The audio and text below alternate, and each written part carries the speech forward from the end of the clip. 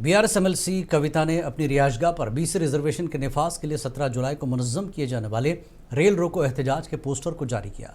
उन्होंने 42% BC reservation के नफाज के लिए तेलंगाना जागृति की जानिब से 17 जुलाई को मनाए जाने वाले एहतजाज को कामयाब बनाने आवाम से अपील की।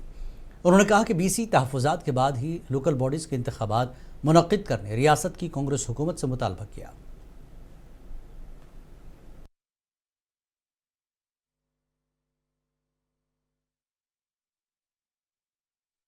17 जुलाई को हम रेल रोको कर रहे हैं क्योंकि ओबीसी आरक्षण का वादा किया गया था।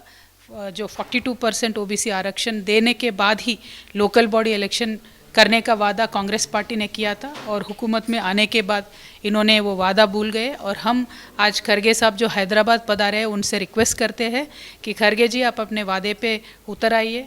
और ये जो ओबीसी का वादा है ये अभी यूनियन गवर्नमेंट के पास बिल पेंडिंग है, इसको पास कराने के लिए आप उनके ऊपर दबाव डालने के लिए पूरी कोशिश कीजिए। आप खुद राज्यसभा में हैं, सोनिया मैडम राज्यसभा में हैं, आप राज्यसभा में ये मुद्दा उठाइए।